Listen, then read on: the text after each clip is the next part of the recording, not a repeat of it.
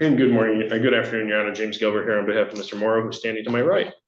Good afternoon. We're here for sentencing on a home invasion third, 5-year maximum, guideline range at 0 to 6. Have you had a chance to review the report and recommendations with your client? Yes, him and I have discussed the report. Any additions, corrections? There are no additions or corrections. Any scoring challenges? I do not find any scoring challenges. Mr. Juliet, any additions, corrections, or scoring challenges? No, Your Honor. I did receive and review pleadings from the probate court confirming the guardianship appointment that I discussed with counsel. Yes. So go ahead with anything you want to say on behalf of the client. Your Honor, this is a sort of sad situation in which my client does need a guardian. I believe that has been established. He's under his mother's control. I would ask that the court sentence him basically to no incarceration or that type of thing due to the guardianship being needed. I do believe that in this instance, he did have some issues with medication and that type of thing that led to what had happened that day. And now that has been rectified. And he's been on probation, on bond for quite some time. He's done very well. And speaking with his parents, everything seems to be going well at home, and there hasn't been any more issues. Thank you. Thank you, Mr. Gilbert. Mr. Morrow, you don't have to say anything today, but you're welcome to. Is there anything you want to say or not? Okay. Mr. Juliet, any recommendations? Your victim, like the rest of the court. Okay, very good. Forward, you can come on forward to the podium here. All right, welcome. You can tell me anything you want me to know. That's fine. On June 13th, 2023, you entered my home at night, uninvited, while I was sleeping. I don't know how long you were there or what things you touched in our home. Our newly adopted puppy barked and awakened me, and I noticed the light on in the kitchen and thought that my husband had returned home early as he was out of town. I went into the kitchen and saw you, Eric Morrow, all muddy, crouched down behind our counter. You stood up and I was so startled. I asked who you were and you wouldn't tell me. You just kept asking if I knew who you were. I said I didn't and I asked you to leave. I was terrified. I tried to remain calm, hoping you wouldn't hurt me. I did not know if you were drunk, had a gun or knife, or if you were on drugs, which I understand you were never tested for. I was so scared that I went back to my bedroom, retrieved my phone and called 911 and left the phone on so that they could hear everything that was happening. Did anyone listen to the recording to see hear how terrified I was? I repeatedly asked you to leave, but you continued to stare at me and kept asking if I knew who you were. You also kept staring at the pictures on my refrigerator. I was getting so scared that I felt weak and needed to sit down. I sat down in a living room chair, and that's when I noticed you had thrown the cushions from my couch on the floor and turned on the TV in the kitchen. You then approached me in the living room, and while standing over me, you asked me to give you my phone, and I refused. I noticed you had taken a picture of my son and his Marine battalion off my refrigerator. You asked me what his name was and if he was a Marine. Then you asked me if the cops were coming, and I said, yes, they are. It was then that you ran out the front door with the picture. The 911 operator told me to lock the doors, and I thought I had locked all the doors and was on the phone with 911 when suddenly you came back in the front door. I must not have shut the door tightly in my scared and shocked condition. The police came, and when you saw them, you ran toward the back of the house, and I ran out the sliding door, got in my car, and locked the doors. I told the officers that you were in the house, and they entered the house. You ran out the back door. The officers told me to go somewhere to wait, and I headed to my brother's house, who lives close by. However, I was so shook up that I couldn't even find his house and called him to come get me. I was crying and shaking and disoriented. The officers then told me to come back to the house, that they had you in custody, and I had to confirm that it was you who had entered my home uninvited in the middle of the night. Eric Morrow, you have taken away my right to feel safe in my own home. I can't sleep at night. Every sound I hear scares me to death. You have violated a space where I should feel safe. I will forever be scared, but now I'm angry. Angry that you touched things in my home, angry that you took something that was mine, and angry that you terrified me. Since that day, we have removed the counter that you hid behind, as I never want to be surprised again, and replaced the flooring, now unfortunately due to your breaking in my home. We have had to install security systems inside and out. We now have a different couch and refrigerator. I am now on anti-anxiety medicine. All this has cost money, all this because you entered my house without permission. I wanted every trace of you removed from our home. Even though it wasn't required for me to appear in court each time you appeared, it was a way to deal with my own fear. I didn't realize it would take well over 2 years to complete. And for every month this was not resolved, I lived that night over and over.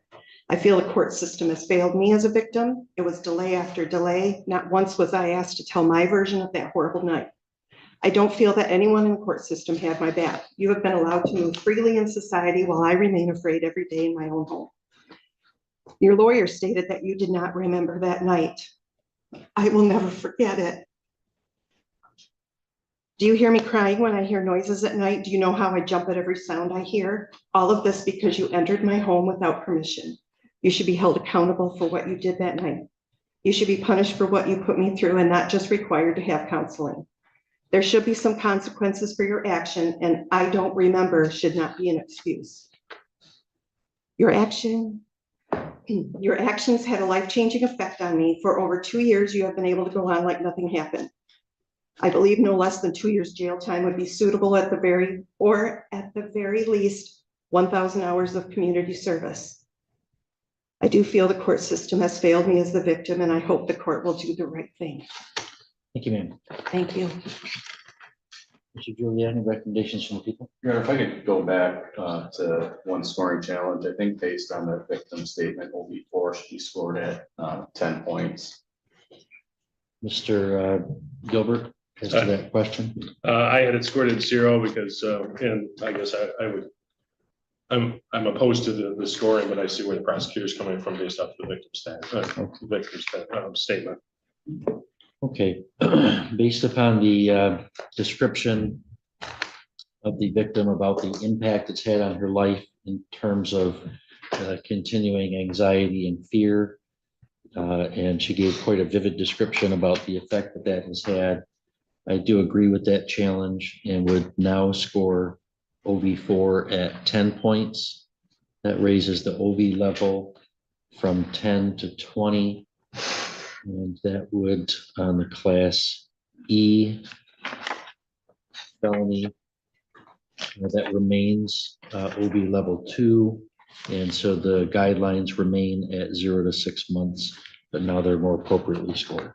All right, thank you, Mr. Juliet.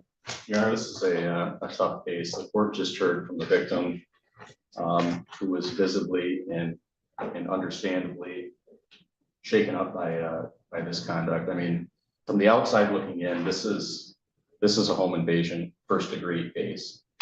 On the other hand, there are significant mental health issues that the court has to consider in this case, such that the probate court saw it appropriate to enter a guardianship. I would ask the court to consider what the victim said about not feeling safe in her home. I mean, that's why we have the home invasion statutes, is frankly because if anybody's going to feel safe anywhere, it's supposed to be in their home. And she can't do that anymore. I understand the recommendation. Guidelines are scored appropriately. I'll defer to the court. All right, thank you. Well, Mr. Morrow, this is a very hard case. You understand what you put this nice woman through? Yes, I do, Honor. You just showing up in her home at night would be a terrifying thing. Anybody showing up in someone's home uninvited in the middle of the night would be very scary.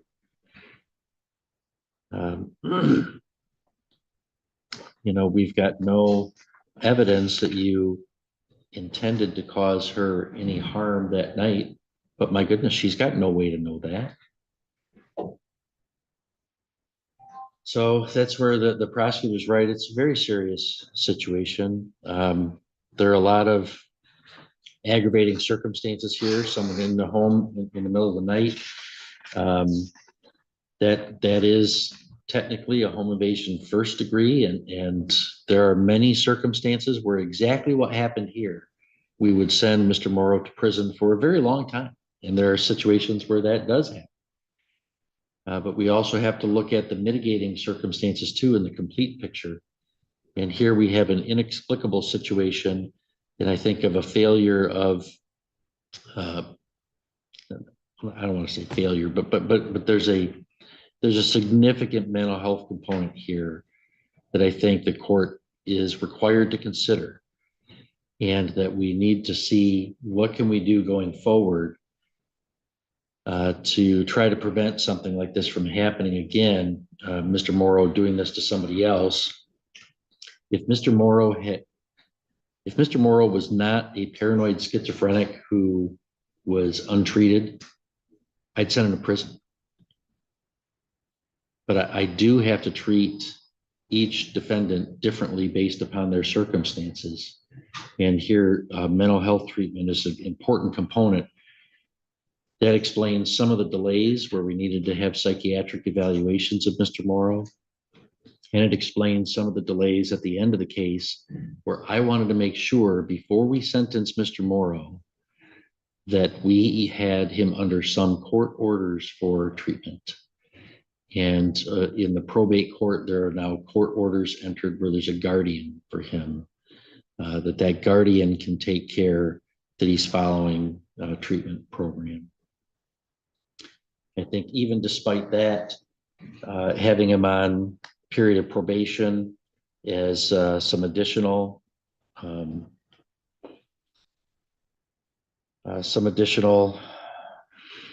guess, reassurance that he's following that is appropriate. And I think what I'm going to do is, especially given the impact he's had on the victim here, I'm going to place Mr. Morrow on more of a maximum term of probation of 36 months. So for 3 years of probation. And during that probation term, you can't have any contact with Ms. Schaefer. All right. Okay. You can't even be within 500 feet of where she works, where she lives, anything. All right. You have to comply with all the other terms on probation. And I do want to add as a probation term that he has to comply with any mental health treatment. So if we can add a standard term about that, special term about that. There's a crime victims assessment of $130, $68 in state cost. You have to comply with DNA testing and pay a $60 fee. There's a monthly supervision fee to the Department of Corrections. Given Mr. Morrow's employment limitations here, I'm going to waive the court costs of $350. I'm not going to assess those. So the goals of this probation, Mr. Morrow, I'm going to keep you on probation for 3 years. I'm not going to give you jail today. All right. But over the next 3 years, I want you to have no contact with this lady. Yes, sir. And I want you to follow what your guardian says and follow any treatment programs, okay? If you don't do those things, all that changes and you'll end up doing jail or even prison on a case like this, okay? All right. All right. You have any questions for me? No. Do you want him to stick around to see probation department? Before you leave, I want you to go to the probation department. If you wanted to appeal, you have to file an application within 6 months. If you want me to appoint an attorney, so we're going to hand you a piece of paper explaining that. You're eligible for discharge from probation at the halfway point if you have successfully completed all of its terms. So I'm going to hand you a piece of paper explaining that. We're going to ask you to initial the appeal paperwork so we have a record that we gave it to you. All right, good luck to you, Mr. Schaefer. I'm sorry for what you've done. I'm sorry we can't do more for you.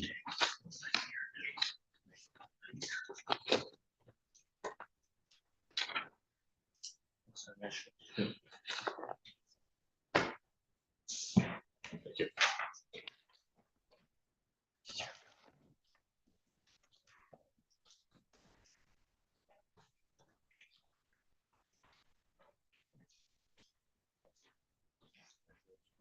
Yep. Mr. Gilbert, any additions, corrections, or scoring challenges? I went through the scoring and we've also gone through the PSI. We have no additions or corrections. Mr. Juliet, any additions, corrections, or scoring challenges from the people? General, the only addition I would have is at the time of plea taking, restitution was to be determined at sentencing. We had agreed on $13,544.88. That's on pre-sentence investigation report, page 2, under the recommendations. And a PSIR update report, additional info. Okay. Yeah, Mr. Gilbert, any objection to that amount? That's an amount that my client and I have gone through and we're in agreement with that dollar amount. Okay, thank you. Anything you want to say on behalf of Mr. Yes, as the court knows that Ms. Straight has been involved with our system for quite some time. I think the total number of credit hours are 600 plus, not hours, days, are 600 plus. She did have a psychiatric treatment during the course of her this case. And a lot of times when my clients come back from the treatment, it's more of a medicated type thing. That's not a straight situation. This is she's a different person than when we started this file, and for the good point. I'm really impressed in what they did with Ms. Straight and what she's accomplished. She was very paranoid and that type of thing, and basically had a chip on her shoulder. It was hard to deal with when the case started. This is the lady standing next to me has really gotten her act together. I think a lot of the effort's on her that she's accomplished this, and she's a different person. Her looks, her mannerism, just health in general is different than the person that this case started for. So I'd ask the court to follow the recommendation. I think she's doing fine now that she's been out on bond, now that she's gotten back from, and she knows she has to get employed and get this money paid back to the victims. And so I'd ask the court to follow the recommendation. Thank you, Mr. Gilbert. Ms. Straight, you don't have to say anything today, but you're welcome to. Is there anything you want to say or no? Yes, Your Honor. I'd like to say sorry to everyone that is involved, the victims, my family, the courts. I would also like to say thank you for giving me the opportunity to be a resident at the psychiatric ward, for giving me treatment and finding a new way. Okay, thank you. Mr. Juliet, any recommendations from you? Yeah, I do have a victim that wants to address the. Okay. All right, thank you. Welcome, go ahead. That's fine, take it. Thank you, Your Honor, for allowing me to speak today. From a very young age, my parents have always taught me and my brother to take care of people, to be respectful and honest. They have always told us that it doesn't matter where you come from or where you're going, people should all be treated the same. They have always taught me that a woman can do a man's job no matter what it is. That just because I'm a woman, it doesn't mean I'm any less than a man. When I first met Ms. Straight, I was excited that a woman wanted to work in our quick lube pit. It's a dirty, hard job that not a lot of men want to do, yet here she was willing to put in her time and energy into something that in my mind was quote unquote a man's job. What I never saw coming from her was the disrespect and flat out dishonesty that she had for not only myself, but my entire family. There were times that I would reach into my own pocket and give her money with no expectations of it being paid back, to find out that the reasoning behind the need was not that at all. I felt taken advantage of, I felt used, and I felt disrespected. I'm not sure how someone can look you in the eye day in and day out with little to no remorse about what they're doing. How can someone go to bed at night knowing they are stealing from a small business and family in Northern Michigan who gives back to the community and would help anyone in need? While her actions have made a huge impact on our entire family, I do have to say that we forgive her. I will never forget what she did. I will never understand the reasonings behind what she did, but I will not have to live the rest of my life as she will have to. I can close my eyes at night, at the end of the night, and know what kind of person I am.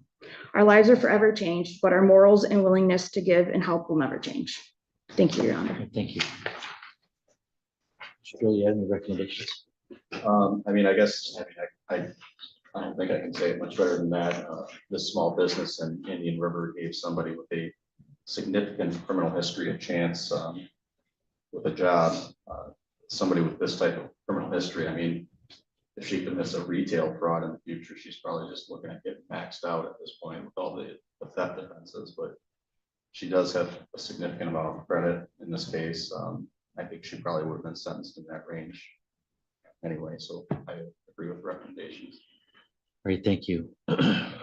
Well, Ms. Straight, I'm glad that your thinking is a little clearer today than it has been during this case. I hope that you understand that, you know, the folks in the community here are not out to get you. In fact, boy, you know, you just heard somebody that took a chance on you and extended themselves and gave you a chance despite, I mean, you've got a record of stealing, and here somebody took a chance on you. And you kind of bit the hand that fed you, so to speak, and stole from them. And that's really, you know, that impacts, you know, that business, that impacts that family. And it probably makes it harder for them to trust somebody going forward, or to give somebody a shot. And, you know, we want people to give, we want to give people a shot. You know, we don't want people to get a conviction and now all of a sudden they can never get a job. So we commend businesses to, you know, take a chance on people, but it's risky. And I'm sorry that turned out to cost them several $1,000s. Obviously, it's going to take you time to pay that back. But given I at one point had revoked your bond in this case and you sat in jail for a long time, and then we did the treatment and you had plenty of time down there. So you're sitting today on 635 days of credit for time served with a guideline range of 12 to 24 months. I think you've pretty much served the time that would be appropriate given your record and given this case. So I am going to follow the recommendations here and order you to serve 12 months in the Sheboygan County Jail with credit for 12 months previously served, so you don't have to do any additional jail. There's restitution ordered of $13,544.88. There's a crime victims assessment of $130, court costs of $350, and state cost of $68. You'll have to set up a payment plan with the circuit court office so that you can make reasonable efforts. And if you're not making reasonable efforts to do that, then we'll have to bring you back on contempt charges with up to 93 days jail each time. So we don't want to do that. We want you to make reasonable efforts to repay the victim here. Okay? Right, that is a sentence within the advisory guidelines.